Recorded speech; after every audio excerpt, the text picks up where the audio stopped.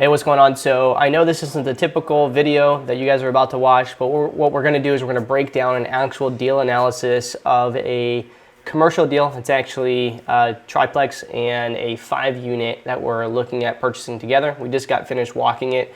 The reason why I think it's really valuable for you guys is because this is a lead that came out of someone doing the Sensei flow in REISift in my market. They kicked it over to me because, as most know, even though I have REISift that I'm the founder of, and I also have a real estate investment company, I still buy properties. So I thought it'd be really valuable to kick over and do this content for you guys so that we can show you how we came up with our offer, what we're going to do to structure this deal to try to make it make sense for the seller because really there's no reason for him to really need to sell it. So he's open to owner financing, so that gives us a lot of creativity that we can do to try to make his price make sense, but to make our terms favorable for us. So we're going to break it down. As you know, we're trying to do a little bit more commercial content for you guys so that those who are trying to work commercial deals utilizing REISift can have some power when negotiating. You're going to see some of the resources that we use in my company,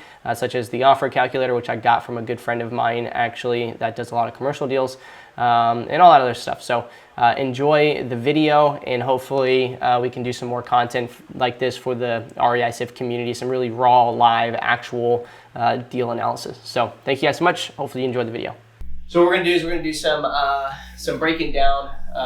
You guys can't see it probably through that, but we got a TV here. You guys got Jake sitting here, and then you got me, and then our boy Mason behind the camera.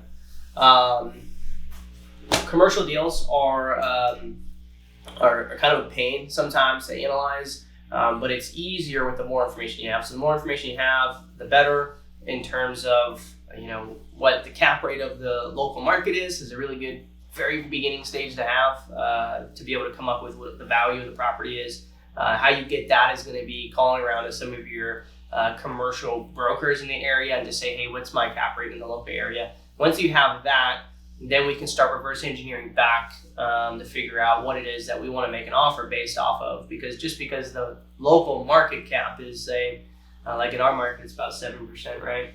7 to 8%. Doesn't necessarily mean you want to pay a 7 or 8% cap rate, which you might not know exactly what a cap rate is. That's okay. Point being is that that's what the banks are going to use so that you can, leverage the property maybe in the future. In this scenario, we're looking at trying to structure a owner finance deal. So we're going to be basing it off of that. Like I said in the video earlier, we are going to try to structure this to where it fits our terms, but it's a really good price for him. One of the main reasons is because it's right around the corner from us. It's a property that we'd really like to have. We're okay with paying more for the property because of the security of what it is. And as long as we can have an owner finance terms. The one thing to consider though, even though you're buying owner finance in the beginning, when you go to refinance later, you still need to be able to pull your money out. So the value, that cap rate is still important because you got to be able to get the property value up to be able to compensate for whatever it is that we are buying the property for now. What did you think of the property? Overall, I thought the property was really good shape. It's a block on slab, it's a triplex, and then a former triplex that had 2 other units added onto it. A little bit of a weird transition between the previous triplex and the 2 new units, but it's been that way for decades and it's not going anywhere. They did a couple little minor fixes to it to make it fine and it's safe. The only 2 units that weren't updated were actually in really good shape. Yeah. So usually from what I'm used to seeing and what we're used to seeing, especially in this market where you get a lot of water and moisture issues and things like that, it had a little bit of a smoke because the guy was a smoker, but other than that, and then the new ones were, they look like that you could throw them on the market and sell them like, top dollar for as far as, rehab level. So, new vinyl plank, fresh coat of paint, all new appliances, countertops were nice, the cabinets were all refinished and actually stained, not just painted, new hardware, new everything. So grounds were actually really nice, really nice, well kept. The only downside to the landscaping would be some significant tree growth. It's pretty looking, but obviously it can damage the roofs and stuff like that. And a lot of these trees will die from the inside out, so you can't even tell. So you want to get that up. The downsides, roof it's not even that big a one. It seemed to be okay. We have to get an inspector up there, but the roof itself is about 15 years old. Not a whole lot of damage from Ivan that hit Pensacola and Gulf Shores back in 2004, but it's typically in the state of Florida, when a roof is over 15 years, insurance companies start, kind of turning their nose up to it. So with these properties, what would you say the surface area of those things? Probably 5,000 square foot. Yeah, probably. So that's probably $50,000 roof, at least on the big one, maybe at 30,000, 35.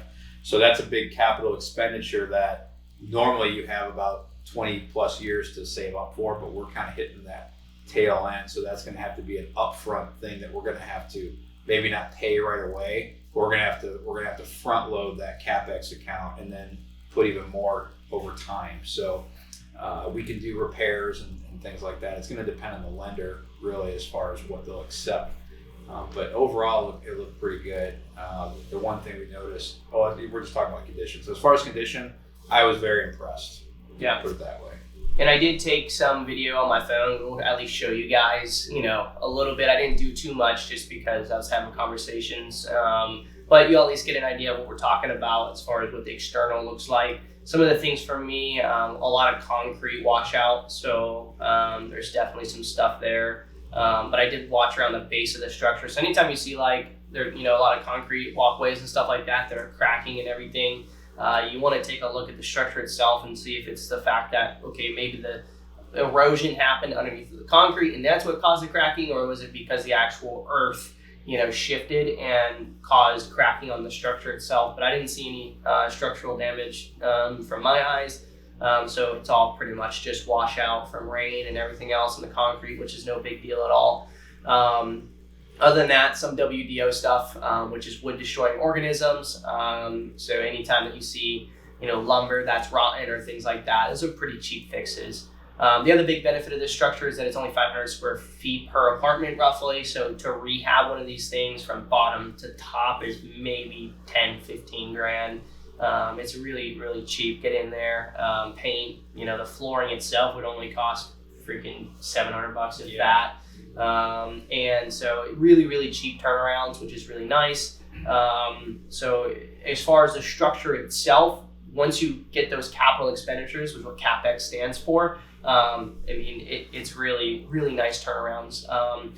So now that we have kind of an idea about the property, what the condition was, what we kind of did when we walked through, we kind of just went through each a newer unit as well as an older unit and around the exterior of the building, got an idea of what our repairs would be so that we can be able to come back now and put in some numbers and figure out what it is that we could do. So walking away from that very first walkthrough, some of the biggest things that you need to walk away with is what's the current tenants' contracts? Like, do they have 6-month contracts right now? Are they month to month? Are they 1 year? What is the lowest and highest rent being paid? What is the total gross revenue for the structures themselves? And we can take that information in addition to the stuff that we know needs repaired, and we can actually work with the document that I'm about to show you guys. Which I mentioned in the video before, I actually got from a good friend of mine, Ariane and Chris. I will not take credit for this document at all. You can build one yourself, but Ariane and Chris do have a program that they have that they focus on commercial deals and stuff like that. So I am going to give them credit for this document because I do really appreciate them sending it to me. So let's go ahead and take a look at what we have on the document already, what we've populated. And again, this is really rudimentary. It's really straightforward numbers. But then we can start breaking down what our mindset is on the deal itself. So right now, current income, looking at the document, I did remove the actual addresses so you guys can't snipe it on me. But it is a 8-plex, so you can see here you got number of units 4 and 4, and the unit type is 1-1s, all they are. There's 4 of them that are rented for $650 a month, and there's 4 of them that are rented for $700 a month. gives you a total monthly gross income of $5,400, total gross annually of $64,800. Moving over to the second document, and really I just wanted to utilize this so that we can make sure that we cover all the bases of what you have when it comes to numbers. You have your obvious purchase details. Is going to be what you actually buy the property for and how much is down and all that kind of stuff. I'm not going to focus on that right now. I am going to focus, however, on some of these fixed expenses that you got to think about monthly. One being insurance, taxes, utilities, like is the tenants paying utilities or are you paying utilities as the property owner? Any other contract services that you might have going on, other fixed expenses that you might have. Maybe it's like a dumpster outside or something like that. Vacancy rate, again, capital expenditures, your maintenance, monthly maintenance costs, property management, and then you got your total there. So for us, we put 5% as vacancy, even though it's 100% occupied right now. And truly in our market right here, right now, especially, it's probably more like a 2% vacancy, I would say. Yeah, it's pretty low, but you'll have, so vacancy takes into account two different types of vacancy. So you got what's called physical vacancy, meaning the actual unit doesn't have a person in it. And then you have economic vacancy, which is somebody either hasn't paid all or some of their rent. And that is that's not only money that's not in your pocket, but then it costs you money and time to go get that money. So that even if you have 100% occupied property, you always have to have some type of vacancy. And especially if you're going to go to a bank, you got to make sure it's a realistic one too. So it's not bad to buy a property with high vacancy. That's actually a big, assuming that the market should have a much lower vacancy and this one has a high vacancy, that's actually a big indicator of a value add. But you're gonna have to do that work, right? So, but you got to make sure you've got something reasonable. And like we talked about, Tyler mentioned with the CapEx stuff, or what we talked about earlier, where we know that we're already pretty far down the timeline on a couple big CapEx items.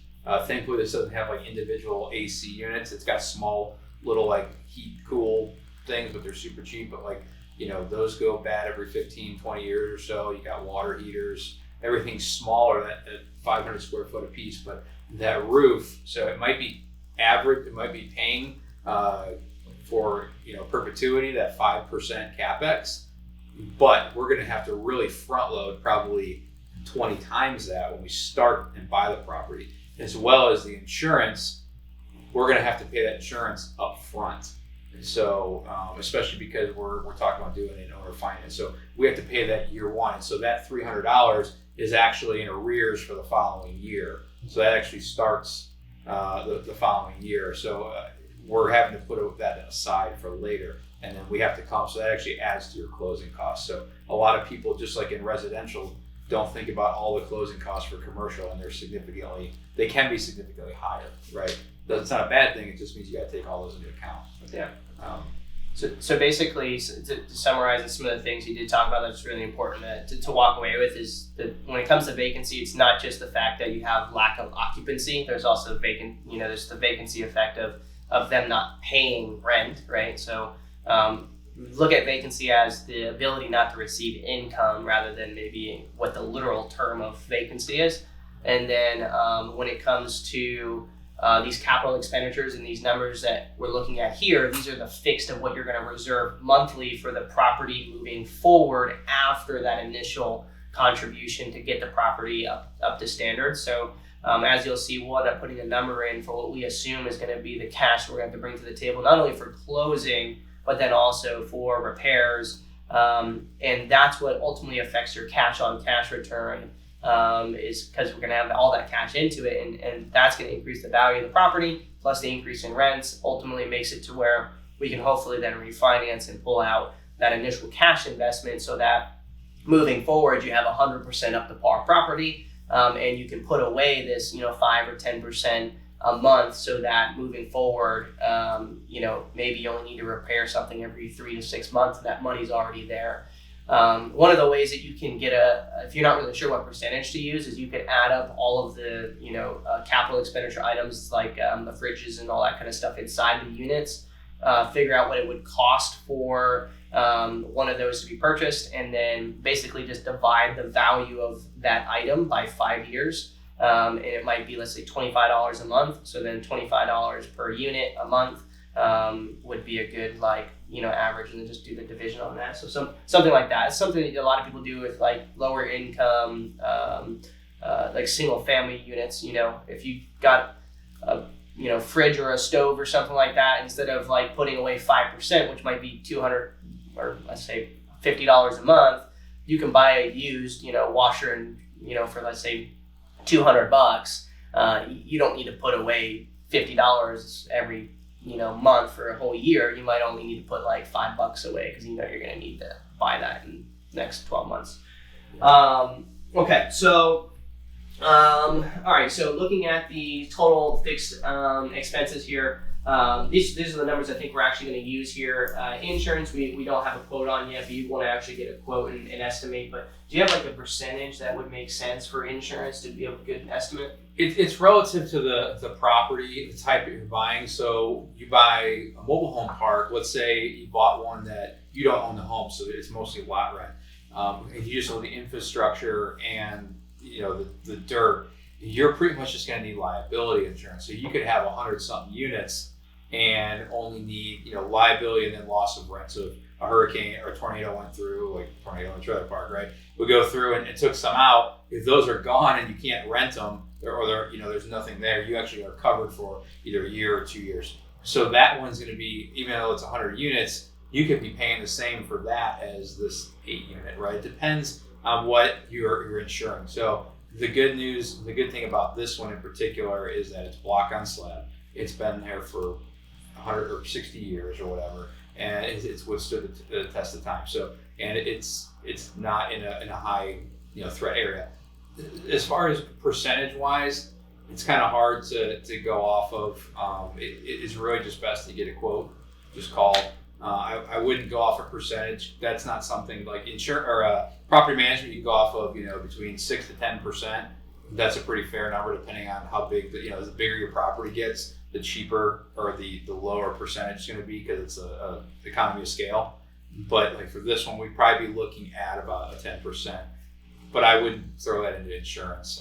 But we actually put that 300 in there because we're pretty confident that that's actually more than we would need. $3,600 a year for insurance on those two properties is pretty low. And for reason wise, literally again, the building we're sitting in right now, we own, that we insured, that is right around the corner. Yeah. And so we're pretty confident in that. And it was about $1,000 less. Yeah. And we've got 7 rentable units here, so we're about the same size.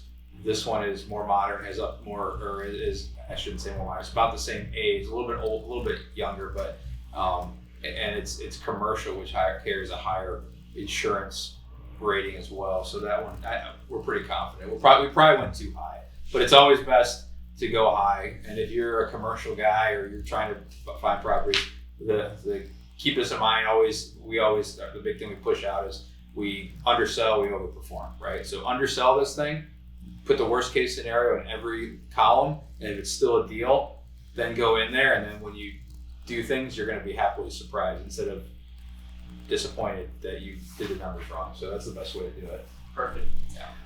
All right, so looking at the rest of these, what we're going to do now is I'm going to kind of explain to you guys. We're going to look at some of this cap rate stuff. So now that we have some current income in here, and we can figure out roughly what our gross rent is, it should be relatively accurate there. And now that we have our expenses in here of what we think insurance is going to be, our vacancy, and so on, we can now enter in our cap rate, and between our net operating income, and I'm just going to remove the renovation cost from here for now. If it's a 7 cap with our net operating income being $41,400, that would put the property's value at a 7 cap at $591,428.57. So these guys know how to use the cap rate to. Most likely not. Okay.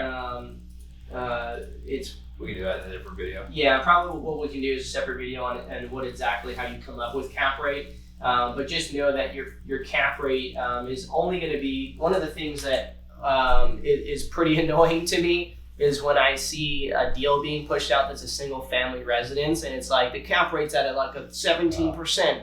Like no, the cash on cash return is at a 17%. If you're actually doing your math right on that.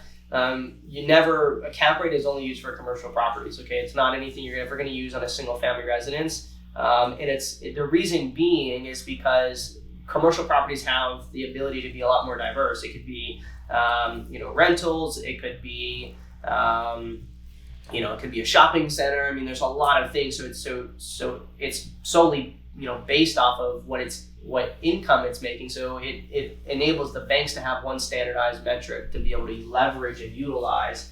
It doesn't necessarily mean that it's true value, however, right? It's not going to mean that this is what your offer should be. It's just saying, hey, this is what the bank is going to leverage. So the best way to it's not a one-to-one, but just think of cap rate as similar to price per square foot for residential, right? It's a metric in which a bank is gonna, or a buyer or a seller is gonna use to measure value. Because the difference between residential and in commercial is that in residential, the price that somebody will buy, with few exceptions, is based off of what other comparable properties have sold for. And it's, if yours is 1,000 square feet and theirs is 1,200 and they're sold for $100 a square foot, well, yours is going to be worth $100,000 because it's 1,000 square feet. So, and you can't change that. You can be getting $10,000 a month for rent in that thing. It doesn't matter. The beauty and the great thing about commercial real estate is that it is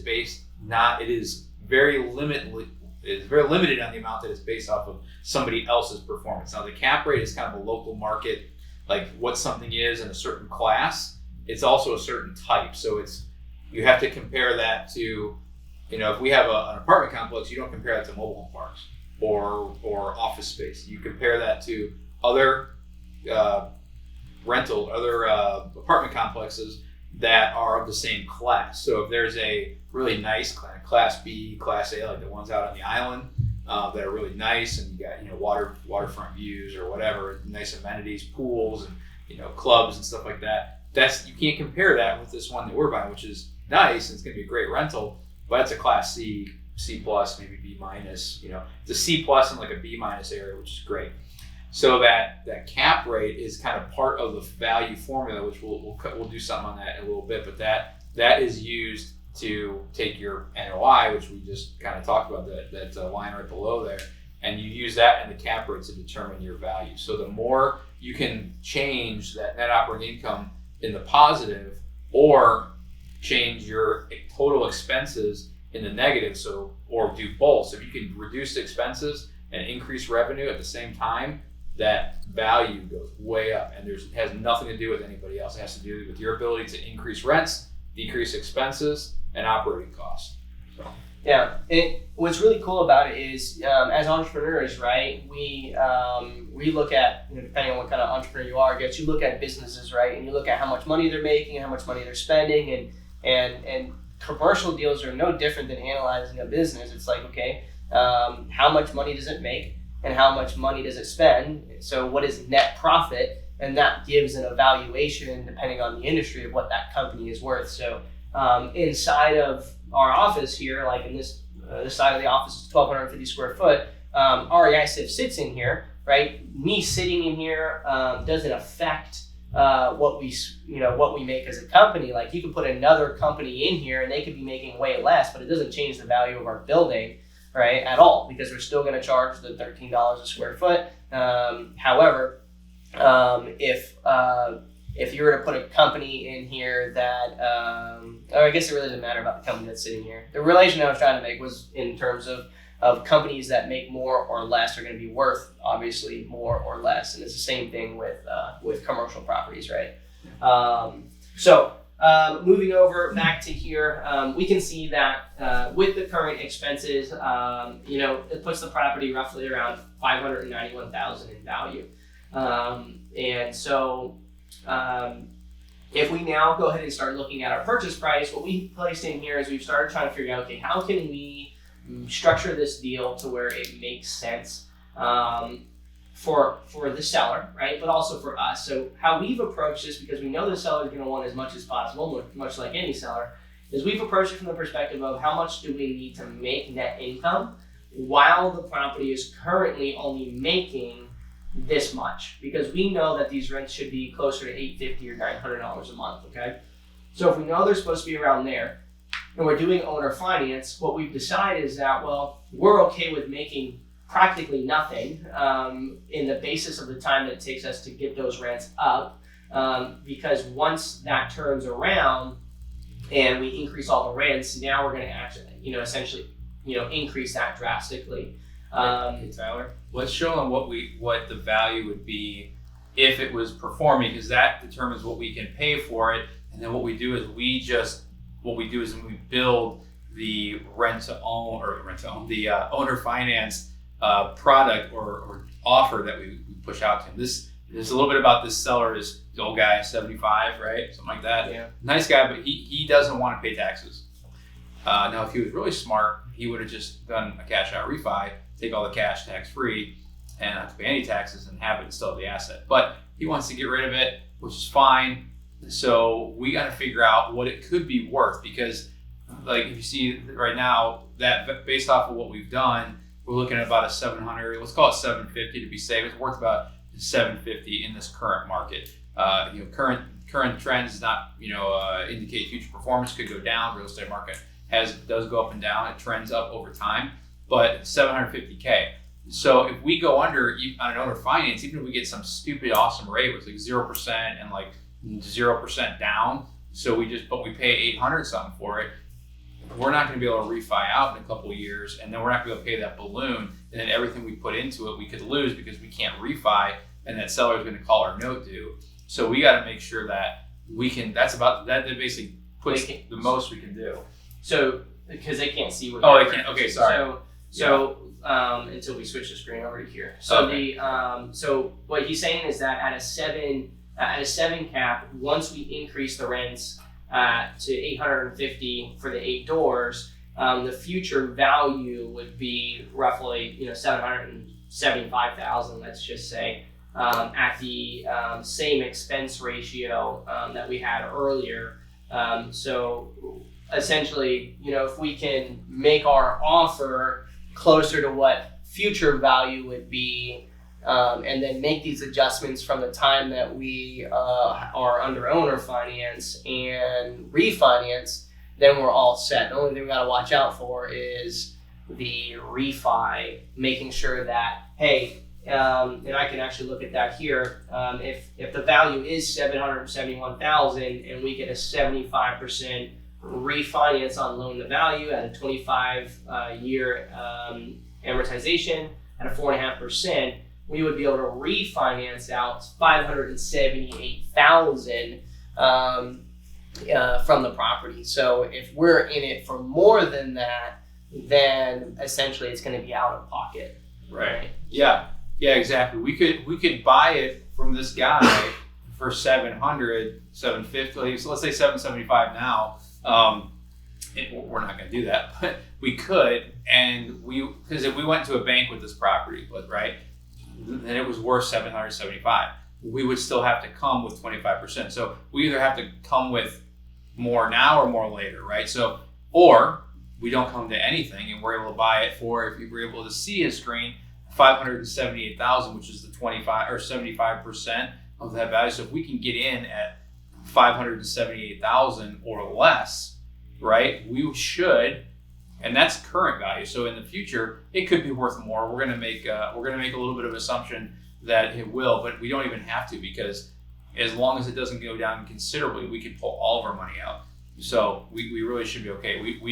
So we really don't want to spend more than 578. That essentially is what we're trying to show right now, is that if we can pay less than 578, we can pay this guy off with nothing into it. So we're going to try and give him an offer at that point, and that's going to basically guide our game plan here in how we structure this letter of intent or LOI to this guy. That's going to be kind of our best case scenario. So we're going to give him what appears to be the best numbers as far as loan terms and percentages and stuff like that. that allow us to buy this thing at 578 or less. And so that's what we're looking for, basically. Exactly. So what we're going to do now is we're going to basically take this information, and we're not going to really be talking to you guys very much, but we're going to kind of talk amongst ourselves, and you guys are going to really kind of overhear how we're going to break this down, because truly this is, it's raw and dirty, and we don't really know where we want to be at here, but we're going to try to come up with where we want to be at, and then put it on an LOI, print that LOI out, and then get it to him, and then basically an LOI is a letter of intent. So it says, hey, this is the property, this is what we're willing to pay, these are our terms, what we'd be willing to do, and then he can either accept those terms, or he can come back and say, hey, I'm not going to accept these, so let's do something different. Typically with most commercial deals, the LOI comes first, and then typically, actually, I think you might go see the property. You don't really get to see it first in bigger deals. But this is, a fiveplex with the triplex. It's not like a huge, massive deal or anything. So we're gonna get this LOI drafted. So just kind of like, I guess, sit in the back seat, and hopefully you guys kind of like this content.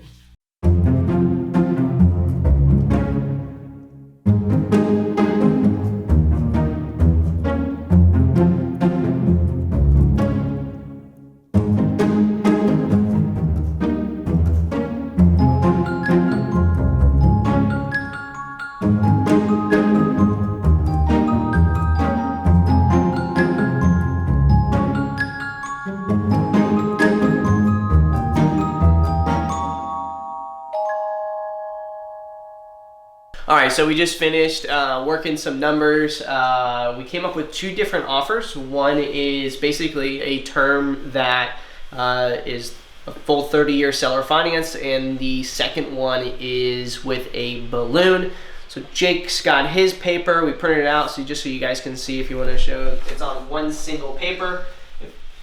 Really simple. We try not to make it to where it's on a bunch of different papers. We did have a second attachment that is in our normal LOI that we did remove because it's typically for more sophisticated investors. So I'm going to break down the sheet of what it looks like after we came up with our two offers, and then I'm going to go ahead and just show the LOI, and then we'll go from there. So right now on the sheet we have option 1 up, which is, I believe we put it as option 1. Nope, this is option 2 technically, but we're going to cover it first. It is a $600,000 purchase price with a 10% down payment, 30-year amortization with a 2% interest. Now on the LOI we do not put that it's 2% interest rate. We put that it is a price, which you can show right there. So you put it's this one right here. So you put the price, the down payment, the monthly payment, which is factored in by how much down, the amortization, and the interest. But you notice that there's no interest right here, right? It just says what the amortization is and what the term is. The term being 360 months, which is 30 years, right? So. Right. The reason why, obviously, someone says 2%, they're like, oh, that's so low. Well, what we want them to focus on is that they're getting $2,000 a month basically, instead of the fact that it's only 2% interest, right? So loan amount total is $540,000 after a down payment. We did end up coming up with about $40,000 in renovation costs. We put $5,000 per apartment that needs a full remodel, which should be plenty, and then we put $25,000 for the roofs. And the reason why we did $25,000 is because we're knowing the roof's going to take about another 5 years until it needs to be replaced. So we're taking the time frame of 5 years versus our down payment, basically doing a percentage and just saying, okay, right now we're only going to need about 75% of the cost of what the roof is going to actually cost. And then the holding cost that we're doing for CapEx is that 5% over the course of the next 5 years will pay for the rest of it. So that's a total acquisition cost of about $652,000 with an out-of-pocket of $112,000. At our monthly rent right now of $540,000 or $5,400. Insurance at the $300, so on. It puts our cash flow at $14.54 a month and a 15% cash-on-cash return, which is pretty good. And then obviously once we increase those rents to $900 with the same terms, that bumps our cash flow up to $2,479. That's actually the 540. That's the option 2. Oh, this is option 2. Yeah. Let me switch this to 600 here. You just got. No, you already had the sheet. You have it in No. Okay. It's not, because this is the. I want to see what it's going to be at with 10% down, 30 years. That should be accurate. 2%. Oh yeah, 2%. There we go. That puts our cash flow then at $2,800 a month. Yeah. And after we refinance, that it will put us at roughly $1,798 cash flow. Actually, at a 7 cap, it's actually 1375 25. Yeah, we have a lot less cash in it. So look at that second to last line. Yeah, it's a 47% cash-on-cash return at that point, which should be infinite though. No, because we'll have some left in it because we bought it for 6. Oh, right, yeah. Oh no, you know what? We don't have to do the refi because it's 30 years. Okay. Right. So it would be stupid to refi a 2% loan. Yeah. So we don't have to worry about that because it's already there. So I don't have to actually show you guys that. So basically, at a 2% loan for the rest of it after we raise rents, it'll be $2,800 a month, and it's owner financed. Okay. So second one, which is our first option we're presenting him, hoping he takes the second, is a purchase price of $540,000 with a down payment of 25% and the amortization of 30 years at a 4% interest rate with a 5-year balloon. That gives us a $40,000 renovation cost still. Total monthly rent, that's the future income. Let me switch over to this one. $5,400 still. Our cash flow on this is $1,516 a month. He's only making like $30 or $40 less, maybe $50 less in monthly income on this option. So it's still a great deal for him in terms of choosing between the two. There's not too much of a difference between the down payment, and with him, he doesn't want to pay taxes, so we're hoping that that other one fits more, but he might want the balloon, so we'll see. This one, however, does need a refi at 5 years, so if after the refinance on this one, it goes from $2,866 in cash flow after adjustments in rents down to a $1,369 if we pulled out all of our cash, because the value of the property would be increased. So we could refinance out $617,000 if we wanted to. However, we only would have $540 in it, so we would just pull out our $540, and that would increase our total cash flow monthly. But that's pretty good to get into an infinite cash-on-cash return of just about $125 a door or something like that. Not too shabby for a multifamily. And still having, roughly $200,000 in equity or so. So I think that's pretty good. Hopefully he takes the 30-year owner finance, because that would be ideal. And then we can further say, hey, you should totally take this, because we can have this pass on to your heirs if you do have any heirs, so that his heirs continue to get that $2,000 a month and not just a lump sum, which they might just blow through. So that is the deal. I will go ahead and switch over to the LOI now, just so you guys can see what that looks like on the computer screen here. I'll kind of slowly scroll through. You can pause and read if you'd like on the terms and conditions that we have on here. Pretty straightforward stuff. Rob and duplicate it if you'd like, but just know that we are not attorneys, so do not blame us if it doesn't work out. Have it reviewed by an attorney still. It's an LOI. That's really pretty harmless on what it is. It's not like you're affirming and saying, I will buy here at this price, because there's still inspection periods and things like that on here. So that's how we have it. Option 1, option 2, that's the breakdown. That's the net income that it will produce for us, which is basically, because it's an asset that hopefully we can get into with no money down. It's an extra $750, $1,000 a month for each of us that we otherwise wouldn't have. So it's a win. Yeah. Power plus real estate plus increase in net worth. I'll take that. All day. Cool. All right, if you guys have any questions, put in the comments below. Jake will, watch them. I'll watch them. We'll answer any questions you got. But hopefully this was valuable for you guys. I know it's a little bit longer video, but it's real stuff. It's real actual deal being analyzed, a real deal being looked into. And thank you, Rob, for marketing and kicking up this lead for us. Appreciate it, man.